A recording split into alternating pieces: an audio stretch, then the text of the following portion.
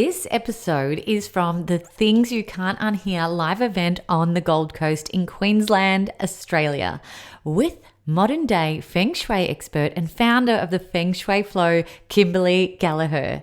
Kimberley joined us to explore the ancient Chinese practice that helps people to find harmony in their home, the art of Feng Shui. It helps people to enhance their health, wealth, relationships, and lifestyle.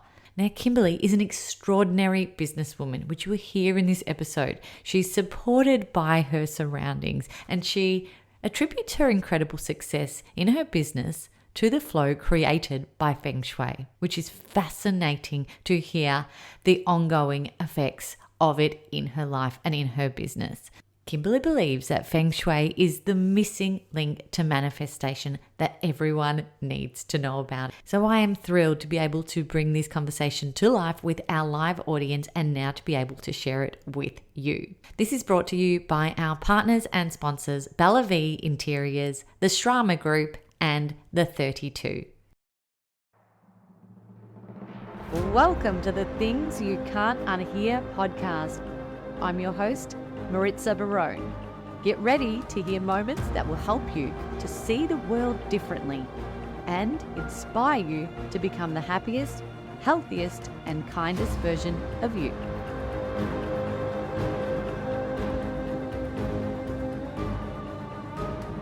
Welcome to Things You Can't Unhear live, but also welcome to Australia. Welcome to the Gold Coast. I mean, you've all been pretty welcoming. This is quite incredible. Having just moved here 18 months ago and I'm doing this, I'm having a bit of a moment. 18 months. What do you love the most about living here? Most people are really happy, genuinely happy, smiley, welcoming. You've all welcomed me into your life, and I don't know whether it's a British thing, but we don't talk to our neighbours. Oh, really? We don't talk to strangers unless you're on the Stella Tube, which is the tube at night time after 10 beers in London. That's the only time that you talk to people. So look, the weather, everyone's been so welcoming, and just the lifestyle is second to none. Yeah. We can't complain about the lifestyle. That is absolutely for sure. And I can just picture you talking to everyone. I can't picture you not talking to anyone. They've not got much choice in it, no. What are you missing about home, though? Is there something that you're missing at the moment? I know it's hard to move. I've moved away from my home state, so it is difficult to leave people behind. Is it the people that you miss the most? It is. I think social media makes it so much easier, though. I mean, I'm sure I pop up on your feeds most days. So that makes it easier. I'm really lucky that my dad travels a lot. So actually, since moving here, I've seen my dad more than I did when I lived 2.5 hours drive from him in England, which is crazy. And I'm seeing him in New Zealand in a couple of weeks. But I miss those sort of deep connections that you've probably had with people for a long, long time, and maybe a bit of the culture, but I just feel so blessed that I've made some incredible friends since I've been here who are here tonight, and yeah. You certainly filled the room. You did amazing, and in such a short time, 18 months. Yeah. You actually blow me away.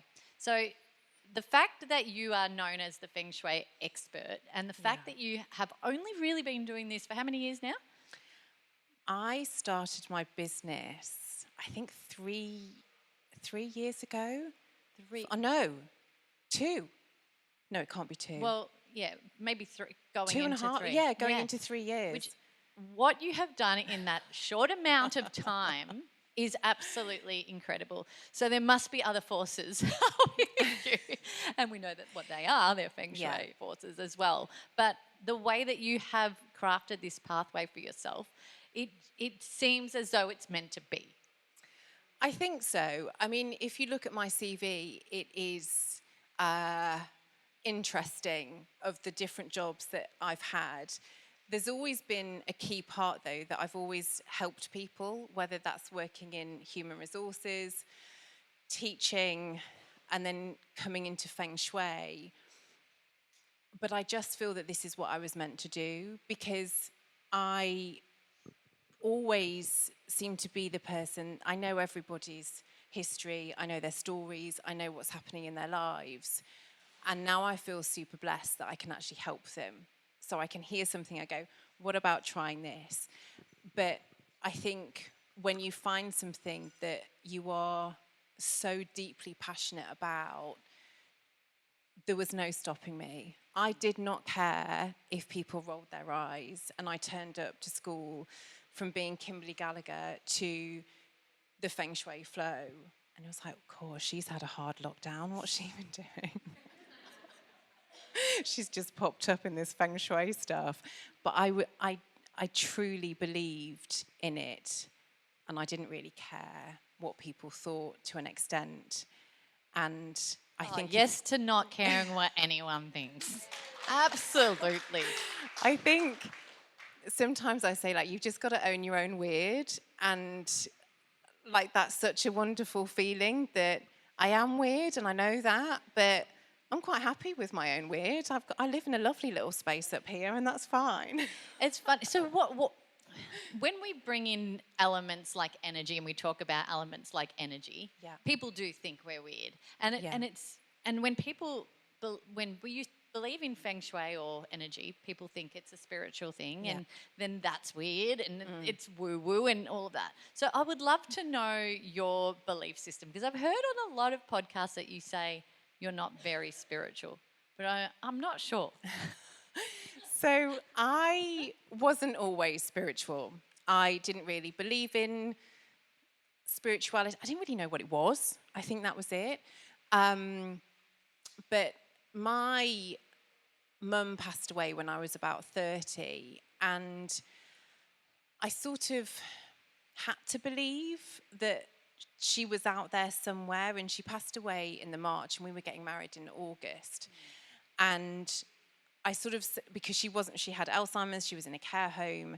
And so in my head, I thought, well, actually, this means that she can come to the wedding. She can actually come now, which, again, people are like, oh, she's lost it.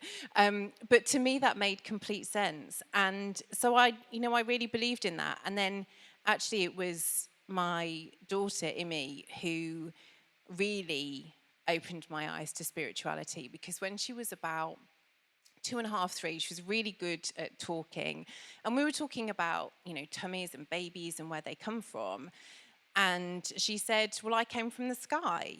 And I was like, oh, that's nice. And she said, yeah. And I could see all of these mummies and daddies down here, and I could pick which one that I wanted. And I slid down a big slide, and I ended in your tummy, and I swam there for a bit, and here I am. And and he's like stirring a cup of tea, going, oh, that's nice. That's lovely, isn't it? Thinking, oh my God, I'm not quite sure what's just happened. And so, of course, I Googled it, and it is a thing. It is a story that some people remember, some people don't. You might think it's a load of whatever.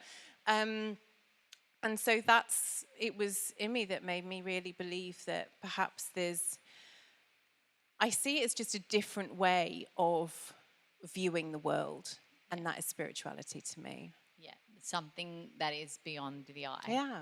Yeah, that's amazing. That story is amazing. I've actually heard a couple of other mums say that story about their own children, which is fascinating to think that our kids chose us. Yeah. Which is beautiful. Now, the thing that we can't see is energy, and that's Feng Shui. So I want to know for you, when you started believing in Feng Shui. So what was the thing that happened to you in your life, or that you started making these changes and implementing these things into your life and these restorative movements in your home, and then what happened to prove to you that this was so real?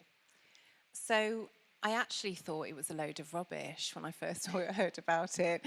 I listened to a podcast, and it was a Feng Shui consultant speaking to, who was actually a friend of mine, Instagram friend, my friend in my world. And cyber friend. Yeah. And she was talking about how she could use Feng Shui to attract a partner into her life. And I just thought, that's ridiculous. How on earth is that going to happen? And it was in lockdown, and had a bit of spare time on my hands. So obviously Google is the answer to everything. And I realised that Richard Branson, massively into Feng Shui, Oprah Winfrey, the Beckhams. So of course, if the Beckhams are into it, then I was into it. But most hotels around the world, there's no coincidence that some of the biggest hotels in Dubai, in Las Vegas, all have fountains in front of them. All shopping centres have fountains. Moving water brings wealth, prosperity, abundance. It also brings calm, which is why they're often in airports. And I thought, well, why don't I know about this? I am at home with Imi and the dog. Patrick's gone to work in lockdown. And my God, could I do with a bit of calm in this home? Like, this is not quite breaking point, but we're nearly there. So I just went straight for it and I had my home analysed. I didn't need to believe in it. I was like, that's enough information for me. And so what you do is you put the remedies in with intention. And for me, it was like the missing part of the manifestation puzzle. I started a new business in February 2020. Brilliant time to start a new business because I was made redundant from teaching. And no matter what I did in that business, nothing happened. I was just banging my head against a brick wall. And so my intentions were to have a really calm home. I knew that we were planning on coming to Australia, but actually I was dead selfish and I just wanted a business. I wanted an amazing business. I wanted one that flew, that I got to help people. I got to work with beautiful people that paid on time. I wanted to be really successful. And not just a little bit successful. I wanted to be so financially independent that I would never have to rely on anybody or ask anybody to do anything. And I didn't care what it was. I did not care what it was. And so after a month of the remedies going into the house, we used the 5 elements. It's like water, wood, metal. I know it's a bit random, but we'll probably go into that later. And I had an email from the lady that Feng Shuied my home to say that she was doing her last ever certification course. Would I be interested in doing it? And I thought, that's my sign. That's what I'm meant to do. Who knew? And when I started learning it, I thought, well, why doesn't everybody know about this? I want to share it, but also, what a brilliant business idea. Not many people are doing this. This answers everything that I wanted to do. And so that is what convinced me. Amazing. And you know what? Like, how long has Feng Shui been around? It's 4,000, over 4,000 years. 4,000 measly years. Yeah. And that's what somebody said to me. I was talking to a Dulux brand who I spoke on stage with back in the UK, and she said, look, there's not much scientific proof out there. There's a little bit, but she said, who are we to question something that's 4,000 years old? Yeah. Like, yeah. Give us just 5 of your career highlights, because this is what blows me away of what has happened in such a short time. I don't even know where to start. This is Correct. huge. This is huge. Going on to This Morning, which is the UK like morning TV show, I was on there 3 months after starting my business. Speaking with Dulux on stage in the UK. This sounds really cheesy and big-headed, and it makes me sweat saying it. Being able to pay for business class flights back to the UK when I went there by myself, like just paying for it. And I know that sounds really big-headed, but please believe me, I was not in a situation to do that before. And I did get a photo behind the bar with a glass of champagne. So just in case anyone questioned it. And you know, the biggest thing for me is being able to help people on a daily basis who are really struggling.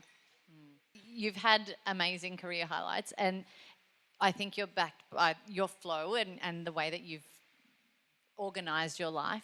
But it's this drive that you've got as well, which I find absolutely fascinating. And it's this business acumen that you've got. And I was saying to you at the back, your offer is so clear. What you do is so clear. It's carefully structured. It's well thought out. Not only do you have the guidance, but you've put in the groundwork and then allowed the guidance to flow. Would you agree with that? Yeah, and it was really important to me. Like, I knew I was breaking into a market that was still very much based upon ancient philosophy and very spiritual, maybe a bit like too woo. And I knew there was a huge demographic of people that needed help in their home, but didn't necessarily believe in that. So my description to the branding team that I worked with was the equivalent of David Jones over here is John Lewis in the UK. And I said, I want my website to look like a John Lewis website. I want it to look normal, nothing woo. I need it to be really straightforward because I need people to go on there and think this is a completely normal thing to do. And it's worked pretty well. Yes. Well, congratulations to everything that you've achieved. It's just the tip of the iceberg on where you're planning to go. I want to know the difference between like where manifestation, where the law of attraction fits in with Feng Shui. So you obviously have these goals. How do you align these goals with Feng Shui to make things flow and come into fruition for you? So manifestation it's about energy. It's about matching your energy with what you want to attract into your life. And I think that works for some people. Some people's homes have amazing energy. And that means that when they put those intentions out there, they put their manifestations out there, that they get out to the universe, that their home is supporting them. And that's amazing. According to Feng Shui, there's about 1 in 40 homes who have that great energy. Yours does. Yeah. We'll talk about that.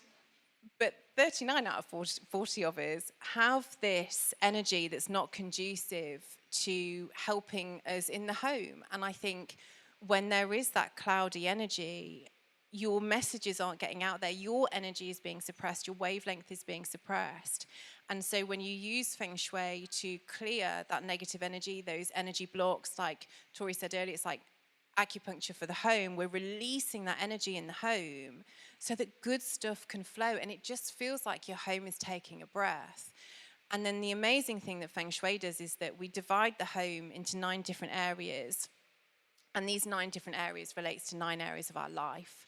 So we have an area that looks after our health, our wealth, our love and romance, education, all of these things. So then you can really pinpoint down, just like you were talking about the acupuncture points on your hand, we can pick up those pieces in the home and go, okay, let's work on this bit. If your relationship needs a bit of help, let's pick on this bit here in your home. If your health needs a bit of help, let's do something here. And I think that's where, for me, it's that missing part of the manifestation puzzle, that it clears that cloudiness. It's a bit like having a mobile phone in an area without signal. You've got all the tools to make the call, but it's just not getting out there. And so in your home, when you clear that negative energy, then for me, I truly believe that that's when your intentions can get out to the universe. Well, I last night at 5:30 p.m. about to start cooking dinner, and an email comes into my inbox, and it's my personal Feng Shui Flow home analysis report. And I'm like, right. Dinner can wait. Everything else can wait. And I click play on this video from Kimberley, and she's created this incredible report for my home. And I was like, in overdrive action. So I'm like, okay, fire elements needed in so I'm like rummaging through rooms and trying to find red ornaments to hang around the house, and my kids are like, Mum, what are you doing? And I said, I need a mirror to stick it in the back of your wardrobe so that it can reflect out to the east, hit the north, and then the energy can flow and everything's going to be good. You girls are not going to be moody anymore. Yeah. And they're like, okay. So I'm so thrilled that I received that. I've only implemented the fire elements because Kimberley has actually suggested that I need 90 kilos of metal in my home. Yeah. I have no idea is anyone floating around with 90 kilos of metal? Please pass it over. But I'm very intrigued to see what's about to happen. And the report said that my house did have really good energy, but there were certain things that were making things go very slowly. And when I said that to my husband, we were like, that has just hit the nail on the head. We feel like things are moving a little bit slowly in what we're trying to achieve. And when I received your analysis and you sent the personalised video as well, there was an element in that for me that felt like you were very intuitive in it as well. is that an element to your work, or are you reading the report and basing it on the information that you find from the floor plan and the way the house is positioned, or do you bring in your own personal intuition into these readings as well and these reports? It's a bit of both. I think the lovely thing about what I do is that it is 99% based on theory. So when people go, oh, that's a load of old, whatever, it is based on number calculations. We look at where the house is geographically sitting. We look at the floor plan. We look at all of these different areas where areas are missing, like these 9 areas of the home. There might be an element that's missing in the home, and you can say, okay, well, half of your southwest is missing, so maybe your love and relationships is struggling a little bit. So there's an element of it being theoretical, but because of the amount of homes that I've now seen, and I have this sort of history of things that are going on, I get a good feel for what's going on in a home. And that's why I pretty much only do remote analyses, because I find it exhausting going into people's homes, which I never used to do. You feel like you absorb some of that energy. Yeah. How interesting. Yeah. Yeah, wow. So who wants to learn a little bit about the mechanics of Feng Shui? I think we all do, absolutely. So there's different, 9 different elements which you've mentioned, and also different cycles. So what cycle are we in at the moment? Okay, so in Feng Shui, every 20 years we enter a new cycle of energy, and in February 2024 we entered cycle 9. And it's been a pretty long time since we've entered this energy. And it was a real shift. We shifted into cycle 9 that's powered by fire. And fire is a beautiful element. It's constantly burning, but it can burn away negativity. So what we may be feeling is that life, since February this year, has happened at 1,000,000 miles an hour. There's this constant burning of energy around us. The other thing that's set to happen is that fire burns through negativity. It almost burns through perhaps things that have been maybe covering up things in the world. And so it may be believed that more truths are going to be coming out because this energy is burning through stuff that's been quietened down for a little bit. The great news is, for 99% of the people in the room, it's a really lovely feminine energy, and it's all about the rising phoenix energy, which, if you imagine the picture of a rising phoenix, it's this really powerful, flame-ridden bird rising up, and it's this energy that's really expressing a feeling of, we've just been bobbing down here for ages, and all of a sudden, you may have just had that feeling of going, I can't do that anymore. And that might be to do with a relationship, it might be to do with a job, it might be to do with anything in your life where you've just thought, I can't do it. And you might have been doing that job for 25 years, or it's all about retraining, relearning. And we would have been feeling this at the end of 2023 as well. So it's beautiful energy. It's here to stay for 20 years. It's an amazing time for education and also for digitalization as well. So for being online, even more than what we thought was going to, we've transformed a lot at the end of the last cycle, and also for female empowerment. So in terms of, it was nearly there in the US, but definitely more women in government, high positions at work. It's the rising of that feminine energy, which is really, really beautiful. And I see it. I see a lot of people really making big shifts in their life, but probably they've been thinking about it for a while. That's exciting. I actually read Rising of the Middle-Aged Women in Women in particular, which is sort of good for us. It is. And Feng Shui has some amazingly old-fashioned terminology, and it is the middle-aged woman.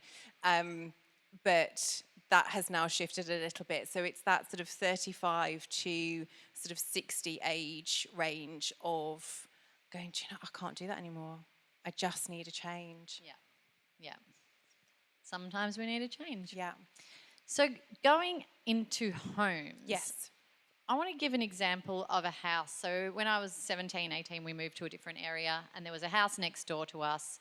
And no matter who moved into that house, they got divorced. Every single time. For 20 years, I lived in that home next door, and a new family would come in, a new couple would come in, divorce. 1 year later, divorce. 1 year later, separation.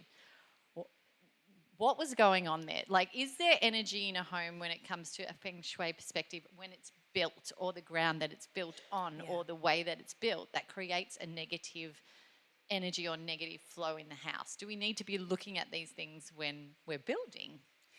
Yeah, so it all depends on the year that your home was built, what position it was in. Is it perfectly square or rectangular? Because then you think of these 9 areas, it's built on a square. So if you put that straight over a floor plan, amazing, you've got all those 9 areas in your home. If you've got a house that's got an extension, apartment, anything like that, where it's a bit of a wonky floor plan, you're probably going to be missing some of these little areas. So that comes to play.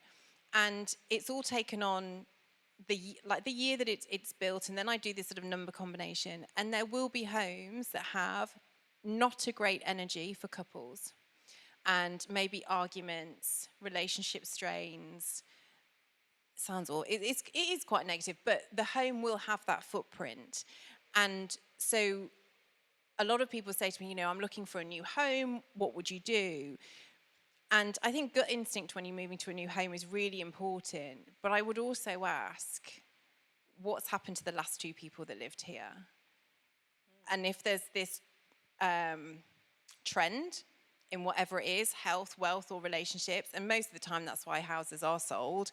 But if it was divorce after divorce, then I would call someone like me and I can help you. But I think that's the thing with Feng Shui, that it does have this really bad rap that a house is just doomed. And I truly believe that every home can be helped, everything can be remedied. But some homes do have that. Just like you may have friends where either themselves or their kids are just constantly injuring themselves. Like they're always breaking something or falling over, or something's always happening. That's another energy that's around, like limbs, injuries, muscles, bones. That's another like really common energy in homes. So yeah, unfortunately, they do. And it's the same if you're looking on a high street as well, although it's quite a British thing to have a high street, I've realised. You just have these outdoor shopping centres here. But depending on where, there's a shop that I worked with, and they were on one side of the high street and obviously the other side. And depending on where you were sitting or faced, like where the front of the shop was, it meant that either the building was good for money or bad for money. So it either made money or it was going to struggle a little bit. And on her side, it was bad for money. That would have been the same for all of those shops on the street. And the turnover of shops on that side of the street was twice as what it was on the other side that was good for money. So you can now do that if you go down a high street. There'll be a side that isn't as prosperous as the ones on the other side of the street. So what would you do if one of those shop owners came to you and said, help, like we're having wealth problems, abundance problems, financial issues, and it's a repeated occurrence, even for the divorce house next door to me. Yeah. What actions do you take? And if you can't make structural changes too, like... I never ask anyone to make structural changes. There was somebody that came to me and she said that she'd had a Feng Shui consultant analyse her home, and she told her that she had to now sleep in the kitchen and she had to knock down the bedroom wall. And she's like, well, I'm renting this place, so I'm not going to knock down any walls, and I'm definitely not sleeping in the kitchen. And it's a really common thing. And I never ask anyone to do that. I think we can get around it with, which may be some quite random stuff that I ask to put in the home. But what I do is I analyse a home. So when I analyse a home, I create these, it's like a big game of Sudoku, and I move all of these numbers around. And it tells me then those number combinations, what's happening in that zone. So like the southwest, the east, for example. That can be one of 450 energy combinations that's happening in that area of the home. And then you have that 9 times around the home. And from that, I can say, okay, there's likely to be arguments or injuries or whatever. Each of those numbers relates to an element. say, for example, it's fire, and so the fire wasn't very happy, we would then add water to then reduce the fire in that area and to calm it down. So I'm either making those areas better or I'm just calming them down, and then that's what those elements do to balance it. How interesting. So why do I need so much metal in my house? Like, what does metal represent? Most houses need metal or fire, and metal is like the King Kong of remedies, so of elements. Metal absorbs all negativity. It's a really strong, it's like a giant crystal that you have in your home. And I know it's really random. It's the most bonkers thing that you've probably ever been asked to place in your home. But it's so powerful. It absorbs negative energy. It cleanses the home. It can also randomly bring love and romance into your life. And so quite often this year especially, we need metal that absorbs the negative energy, and we need fire because it's almost like our homes need waking up a little bit, like what I said earlier about like burning off that negativity, that sort of that dampener that's been put on our lives recently. And so we just need to wake our homes up and just be like, here I am, like this is what I want to do. So I've heard you say it's health, wealth, and relationships mainly that people come to you for when they're wanting to improve that. So let's start with relationships. Who needs a little bit of love in their lives in the room? Does anyone need a bit more love in there? No, everyone's full of love. Here we go. We need some love over here. All right, let's use this as an example. Okay. We want to bring a partner into our lives. We want to bring more love and romance into our lives. What are some things we can do? Okay, so you get a bonus area with love and relationships. So you get the southwest of your home, and you also get your own bedroom as well, because quite often people will say the southwest of my home is my teenage son's bedroom, and therefore I'm not quite sure what to do. So you can use the southwest of your home or your own bedroom. And what we're looking for is things in pairs, and we want equality. So when you are looking at a bedroom, you want the two nightstands either side that are equal. You want two lamps that are equal. And especially if you're wanting to attract a partner into your life, if you are single, quite often you might set the bed up just for you.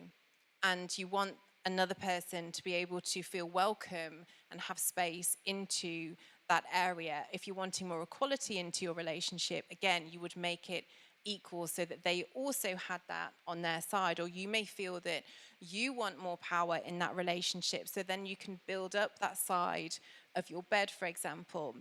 You also want to have a look at the artwork in your home, because again, you want your artwork to represent two of everything. So rather than having like one animal, one tree, one person, quite often artwork can be quite sad and quite emotional.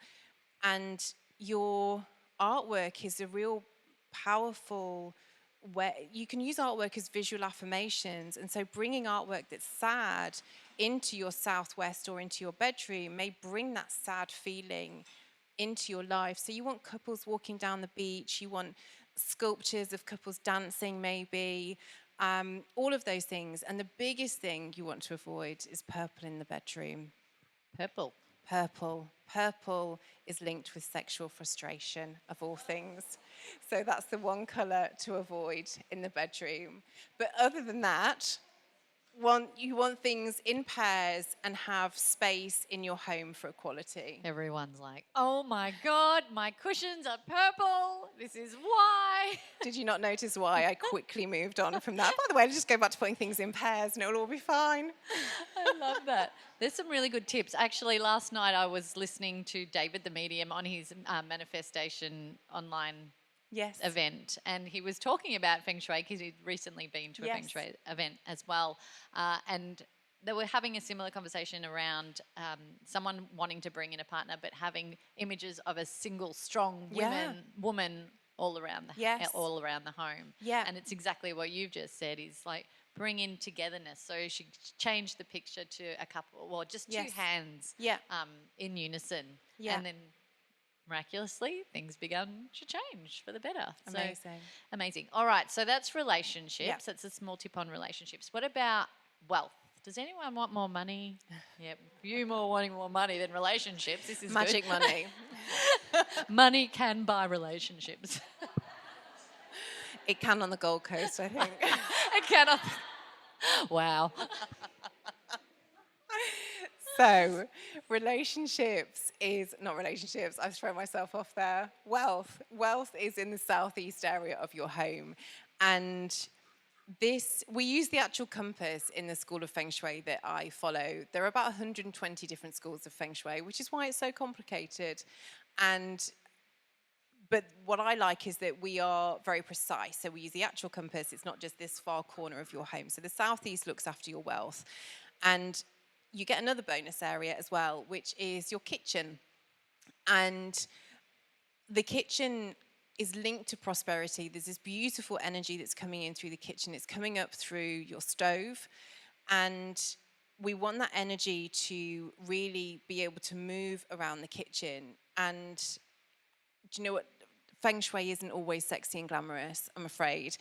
And so to keep that energy coming up, cleaning the stove is really important because you want that energy to come up through your home. You can do that with wonderful intention. So literally thinking in your head, as you're cleaning the stove, what it is that you want to bring into your life. And I cannot tell you, I post this probably every couple of months. Clean your stove, set an intention, let me know if something comes into your life. The amount of people that have won money from the most random places. One lady said she went to the pokies and she decided to play on the Red Dragon one because it was a sort of Oriental Chinese one.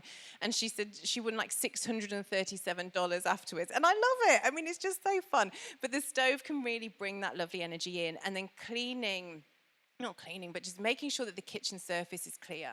And I know that tends to be the dumping ground when you come in. Everything just lands on the kitchen surface. But making sure that it's clear so that that energy can come around. And then in the southeast, you can make what's called like a wealth bowl, a mirrored wealth bowl. But I take a bit of a modern slant on it because you'd never really know what it was.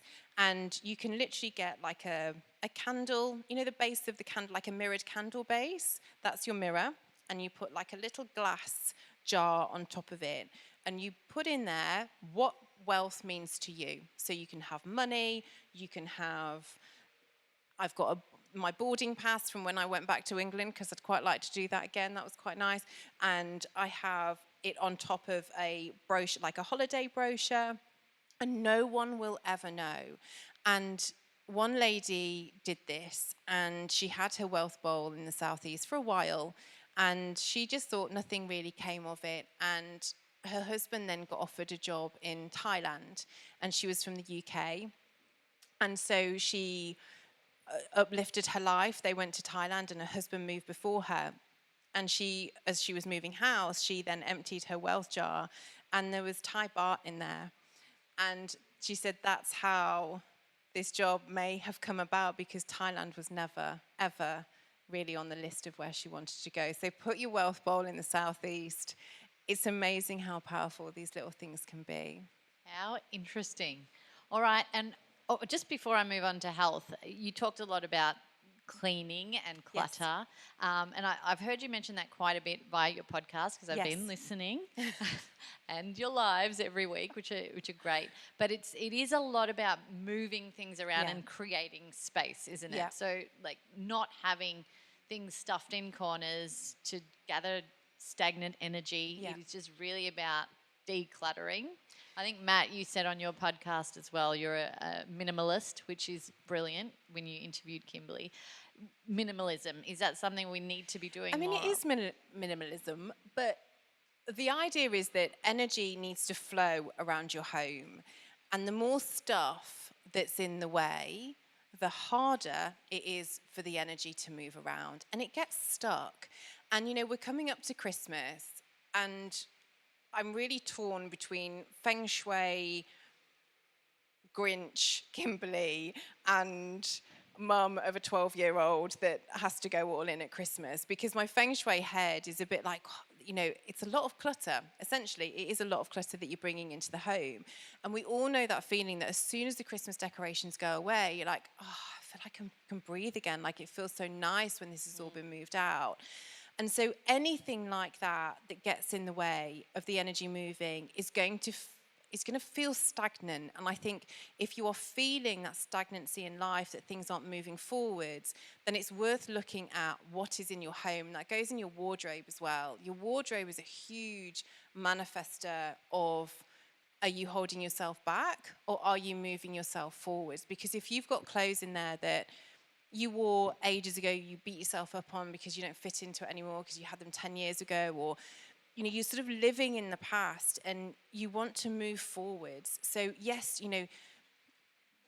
I do keep things for memory's sake sometimes, but I have those memories and I have photos of those events. I don't need the moon goggles from Coldplay.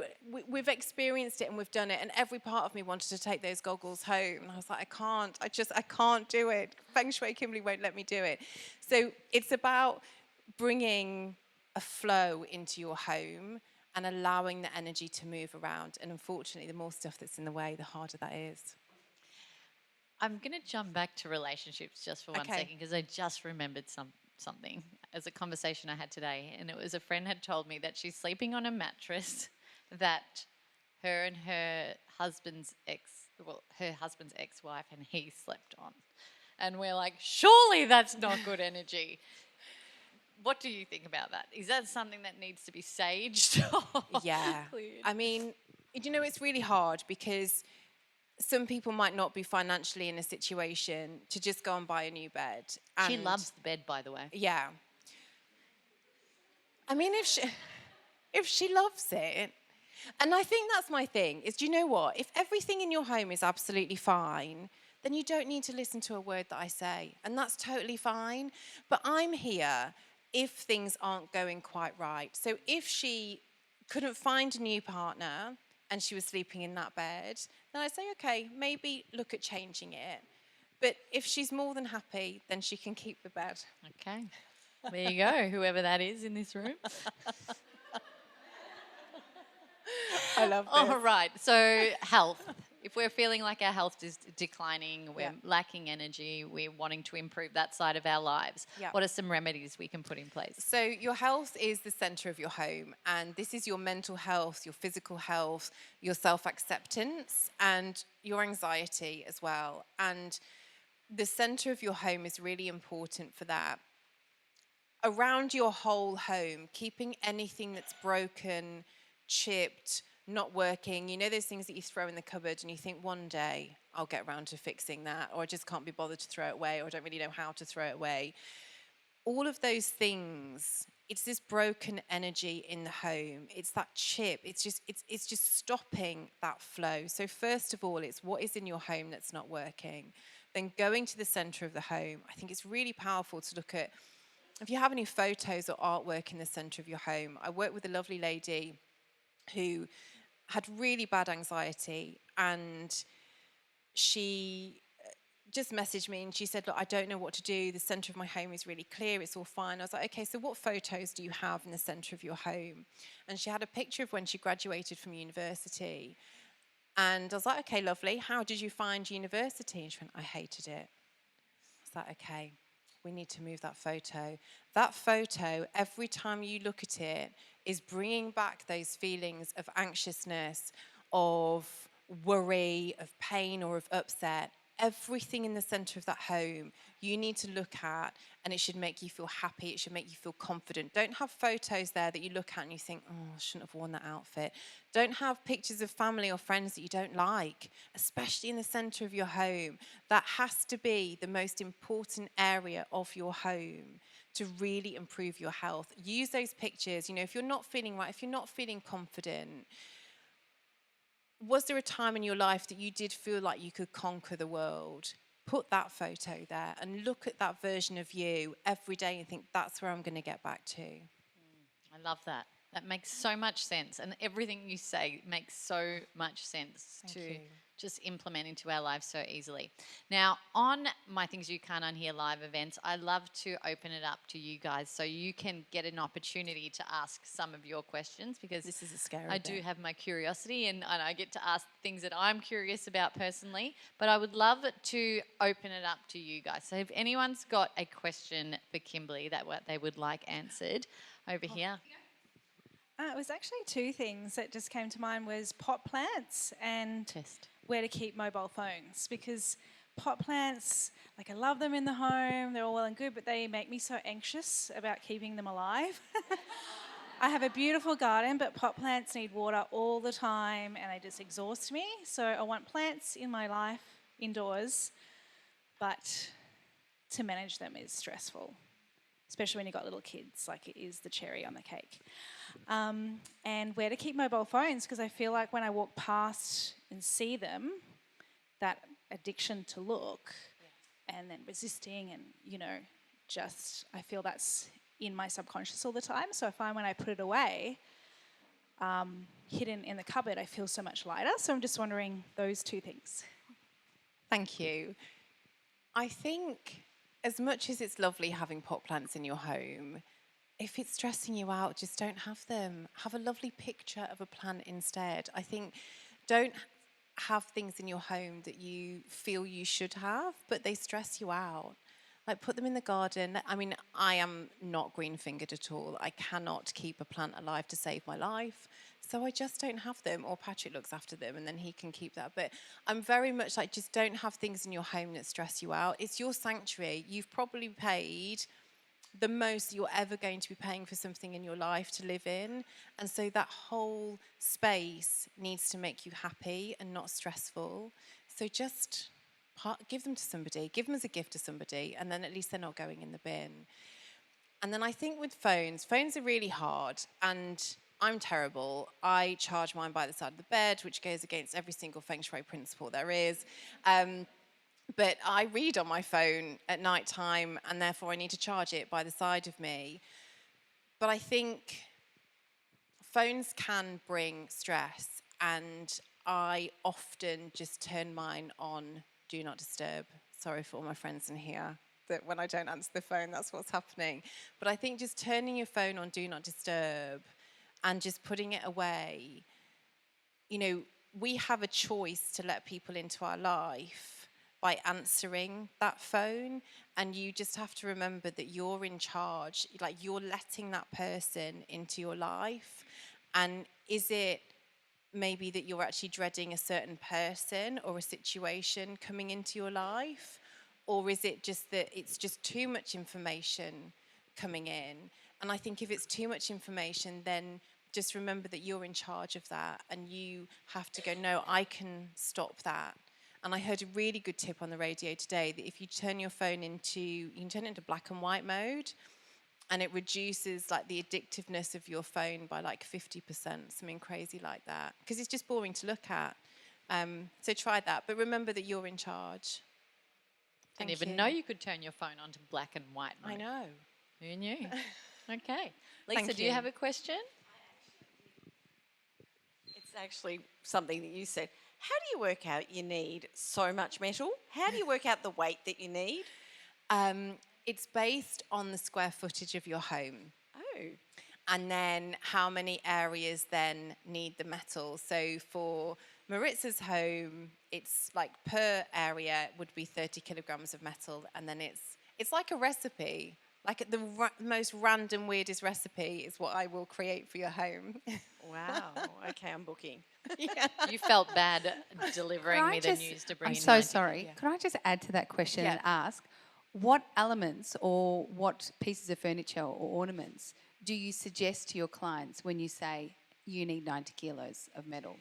What is it that you're putting in? What is the suggestion? Actual weights, Yeah. like gym I mean, weights. I'm not going to Bunnings and getting metal and putting it in, or am I? Yeah, you what? Kmart has a great range randomly. So it's physical metal. It's the ore from the earth. You're bringing in this beautiful grounding element into your home, and it gives the home the feeling. So I don't know if you're into grounding or where you go and stand on sand, or you stand on, with your feet in the water. Here we're so lucky to have the water, or you stand on grass. You instantly get that calming feeling. And so by bringing in that element into the home, you're bringing that core of the earth into your home and grounding it from the inside.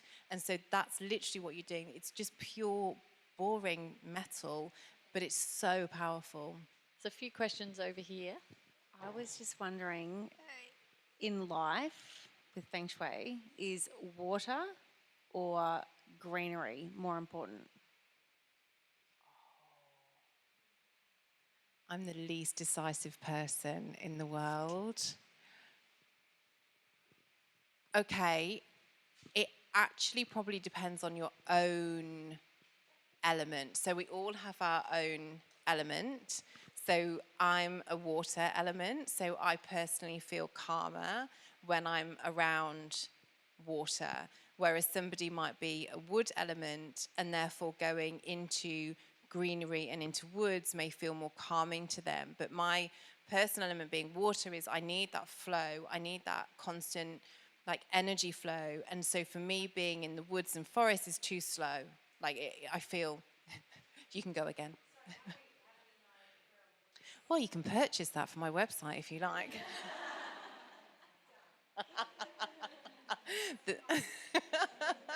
You can probably Google it and maybe find it out that way, maybe. But you can find out your own personal element, and that tends to be then where you feel more at peace. But you can probably work it out, like you visualize it where, when you do a meditation, people say go to a space where you feel most calm. Mine is always a beach. Whereas some people might go and sit in a wooded area or in a field or next to a waterfall, wherever it is, that's probably the element that you are. Thank you. For the past 2 years being in this home we're in, my now 6-year-old son has been very, very sick very frequently since moving into the home.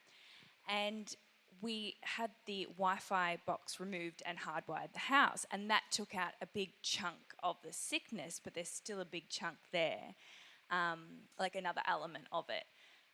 What sort of things can I do maybe in his bedroom that would really focus on his health? I'm sorry he's been so sick. It's so hard when it's with kids. I think the greatest thing is that you've recognised it since you've moved there. And I think this is the trend that I want people to go to see is to go, okay, since I've moved to this home, has there been something happening that is maybe impacting people? And some homes may impact the younger males, younger females, older females. So that's why sometimes you may get some people that thrive in a home and then some people that really struggle, especially like kids. Sometimes one does much better and the other one struggles a little bit. I think taking away the electricity behind where they sleep is amazing. I think if you're in a position to look at having an analysis, amazing. The other thing you could do is I interviewed a guy from a company called Premium Grounding who sells grounding sheets. Okay. And they are so powerful. And what they do is they literally earth you. In the bed? In the bed. So you put them on the bed. They're safe for kids. I had all the questions for him. I was like, do you get electrocuted? Like, how does it even work? All of the questions. And it doesn't. It literally, all it does is, so you do plug it in, but it plugs it into the earth part of the plug. You don't actually switch it on, do you? You turn the plug on, but that earths it rather than the electricity coming in. And that is as far as my knowledge goes. It's where I learned why AC/DC were called AC/DC, because it's something to do with a plug. I had no idea. But grounding sheets are amazing. What you're wanting to do is somehow absorb some of that negative energy in his space. And I think just airing it with the opening the window, the clutter. What's underneath his bed? Does he sleep with stuff underneath him?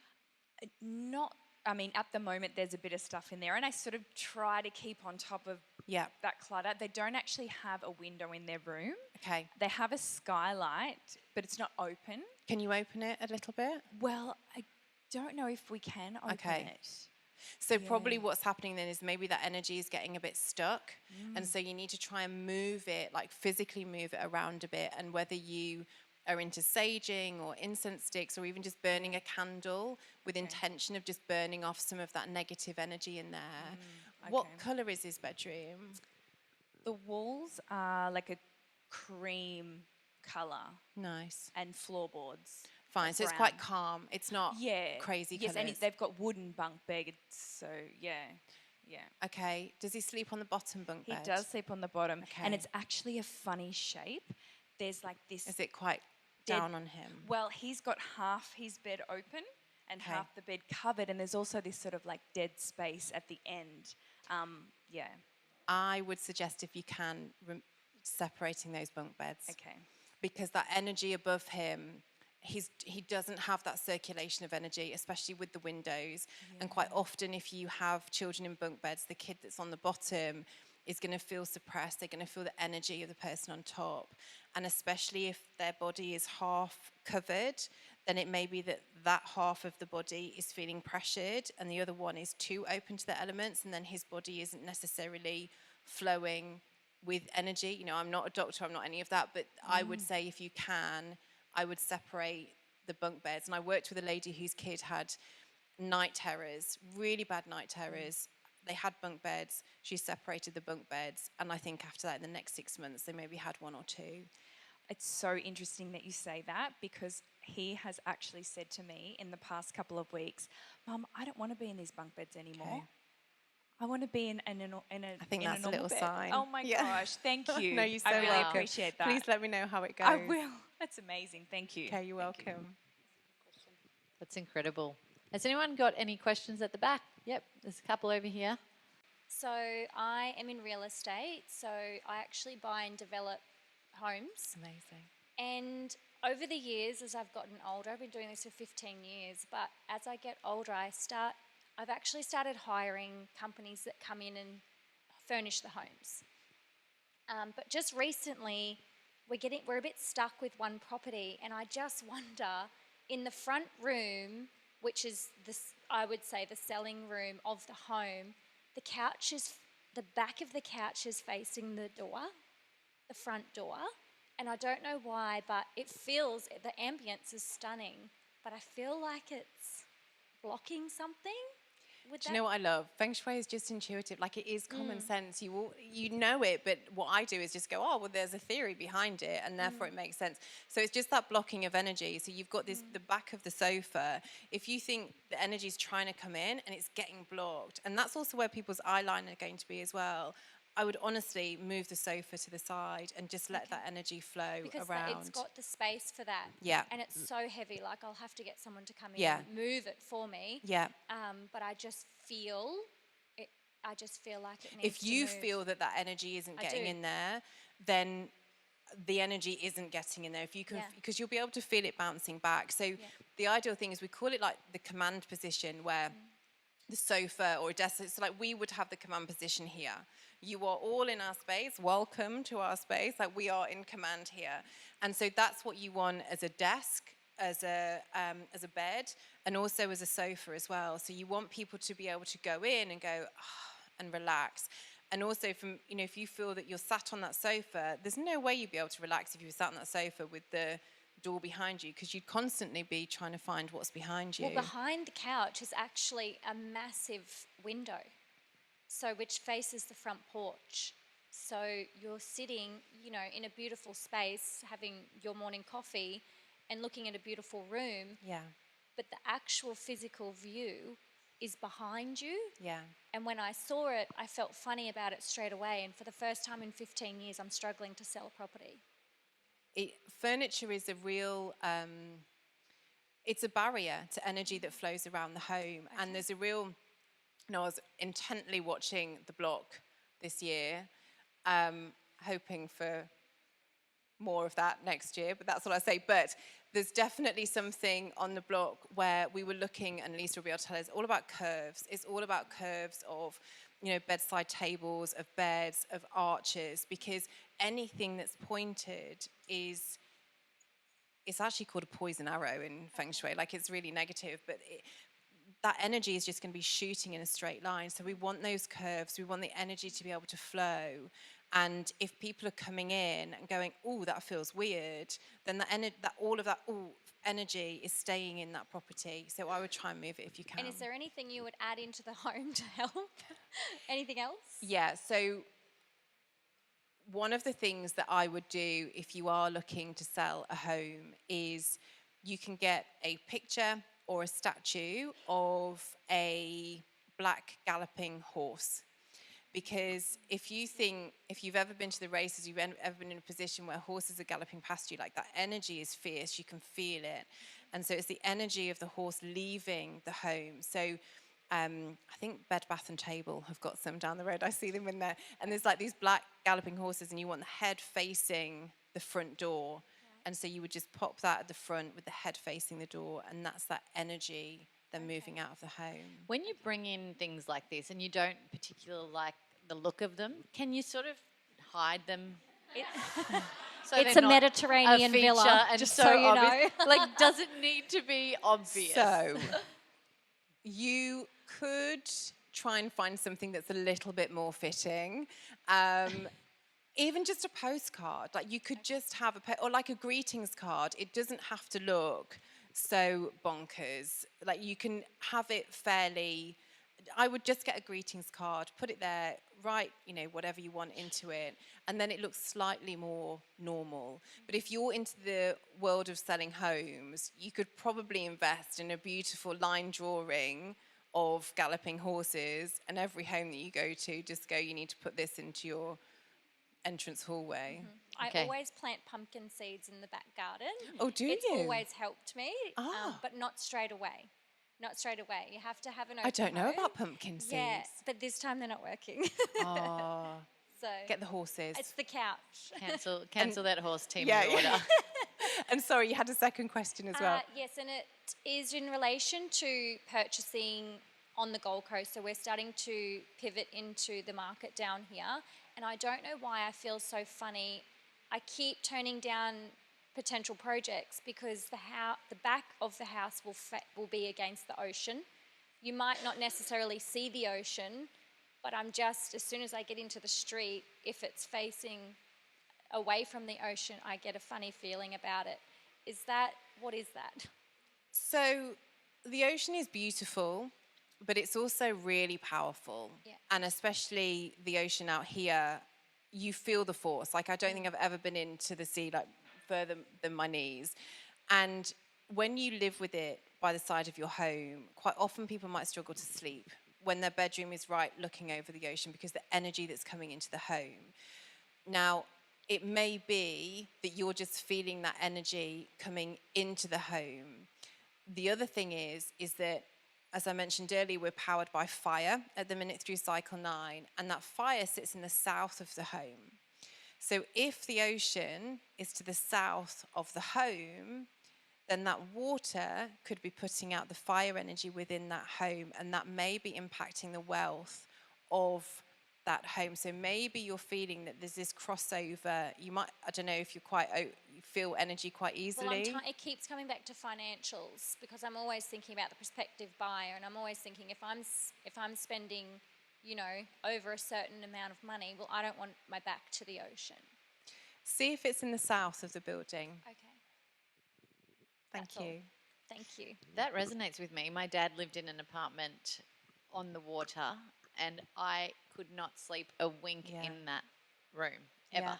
And I lived there 2 nights a week. My parents divorced. Yeah. I was there Mondays and Thursdays, and Mondays and Thursdays I never slept because I'd never realised it until now, but I feel like that was exactly It's so what it powerful. Like as soon as you open those balcony doors, you can feel that energy coming in. I've got a friend who moved to a beautiful, beautiful apartment, and the first thing we did was like close the doors. Can we hear the ocean?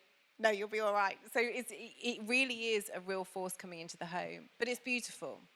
Speaking, and I want everyone to know this, so speaking of opening doors, I heard you say first thing in the morning, open the back door, let the bad energy out.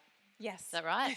Yeah. And then close it. Yes. And then open the front door and let the good energy in. Now I'm a Feng Shui expert, There you everyone. go. I'm no longer needed. So I literally listened to you, but I opened every openable crevice in my house. If you've had one of those days where everyone's just really been arguing and it's been really tense, just open the back door of the property. That's where the negative energy leaves. Let it out. Be really, intentional about it. Bad energy, go. Like, get out of here. Then close it. Open the front door. Intentionally let that good energy come in, and you can really feel the difference. It's like your home has a personality. And I think we forget that. We forget that our homes have an energy sometimes, and I definitely did. You take your home for granted. It keeps you safe, it keeps you warm, it keeps you cool over here in Australia. It protects you, and I think sometimes we just see it as this place where we come in, we sleep, we dump our stuff, and we leave again. And I think it's really important that you build up that relationship with your home and you let it breathe and you give it what it wants and you listen when it's not happy and you try and do something about it. All right. One more question, and then we are giving away a lot of prizes. It's so exciting. I know. In the front row here. So when designing houses, we've always been told with staircases, never have the staircase running towards the front door, but the money will run out the front door. What is the theory behind staircases? It's a true theory. So what it is that the front door is obviously where this energy is coming in, and having a staircase directly in front of the door isn't great for a couple of reasons. First of all, that good energy is coming in, and it may shoot straight upstairs and then miss out the whole of the downstairs. So first of all, it's going straight upstairs.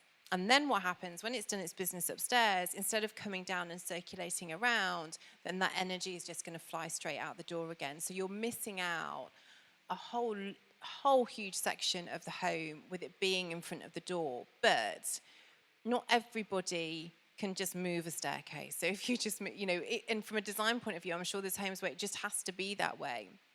So what we want to try and do is deflect some of that energy. So that's where the chandelier light really comes in. A lot of hotels love a chandelier light fitting because it deflects the energy around, it moves the energy around.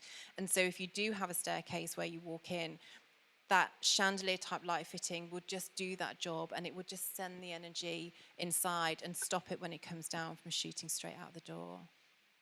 Thank you. All right, so if you haven't scanned the QR code and filled in your name and email, do so now. We're about to call some winners. But please leave us with one thing we can't unhear when it comes to Feng Shui for tonight. This is a really hard question, Maritza. Sorry, I think but you had a hint. I did have a hint before I listened. I think it's to listen to your home and really tune into your home. I think say thank you to your home for looking after you, and really thinking, is it helping you or is it holding you back? And realizing that there's something that you can do in your home to really help you achieve whatever it is that you want to achieve, and that something can always be done to help the energy in your home. Just like we were just saying about adding all of these different elements, you can change it, you can change the energy in your home, but just start to get that connection with it. Amazing. Thank you so much, Kimberley. Please give her a round of applause. Thank you. Thank you. See what I mean? Such a wealth of knowledge in such a short amount of time. It's just incredible. Thank you, Maritza. You've been amazing. All right, so I love my home analysis, but who would like to win one tonight, I reckon? Ah, awesome. Okay, so what's happened is I have received all of these wonderful emails that have come This through. is very clever. So what I want you to do is just scroll down and just choose one. Okay, hang on. I'm going to try and do this not looking. What if I squint? There we go. That one. All right, we have Roxanne Madison. Oh, Amazing. The prizes are here. The prizes will come around to you from the girls. All right, our next prize is Lisa Elwood from Bellevue Interiors has donated an amazing one-room decoration concept. So that's absolutely incredible, and it's valued at $1,500. I feel like Oprah right now. This is hilarious. So that one. The winner is Sarah Stanley. Congratulations. Congratulations. All right, so our very generous partner, the Shrama Group, our buyers agents on the Gold Coast, are absolutely insanely wonderful, as I mentioned earlier. And they have given us two prizes valued at $5,000 each, which is credit towards a Shrama Group buyers advocacy service. And if you are not buying a house, you can gift it to someone that you know. Right, Matt? Right? Yeah, his thumbs up on that one. All right, so we have two of those, so you can choose two people. Let's go this way this time. That one. Oh. Pauline Coles is a winner number one. This is a lucky area, you two. Lasso. And the second winner is Jamie Hicks. So there's 5 of the next winners. This is from our gold event partners, the 32 Dentistry, and these are incredible cleans. You can actually talk to a little bit about how amazing these guys are because you go there, don't you? And look at Kimberley's amazing teeth. So these guys have looked after all of my family. They are amazing. And when I asked them if they'd be interested in sponsoring, they just blinked and said yes. So thank you guys. And they're both here. I mean, you can spot them. So thank you. Thank you so much. Now, they're giving us 5 teeth whitening glow ups worth $700 each. So absolutely generous. Amazing. So Let's go. Let's get some winners. There's 5 of you. That one. Tessa Mansa. That one. Ingrid Bartlett. That one. Barbara Thompson. That one. Carrie Robinson. Yay! Is that 4 or is that 5? One more. You're enjoying this, aren't you? That's amazing. Ashley Warner. Yeah. There's going to be some white, pearly smiles in the room. I love this. This is fun. All right. So the wonderful Tori Giles, who took us through the breathwork earlier. Thank you so much, Tori. She is an incredible health expert, has so much knowledge. She's one of my health mentors. I know you called me your mentor before, which I found so honouring, but also you are mine, so that's beautiful. She is giving away a one-on-one health, what would you call it? A health and wellness consultation valued at $295. So Tori lives on the Sunshine Coast. We can do this online if you don't want to drive up to the Sunshine Coast. If you do, go for it. But the winner for that one is about to be announced, and it is that one. Kate Jorgensen Cox. Okay, Skin to Soul is an amazing business, again, that Kimberley is very familiar with. Is that right? My beautician. Your beautician. Yeah. They're going to be giving a glow up voucher valued at $300. All right, Yvonne Collier. Yvonne Collier. I got that right. Excellent. Yeah. Well done. Congratulations. Okay, and then our last 2 prizes. A Style Addict Hair Mastery voucher valued at $300. I'd like to win this one too. Natalie McLean. Feels like everyone's winning something here tonight. This is excellent. Okay.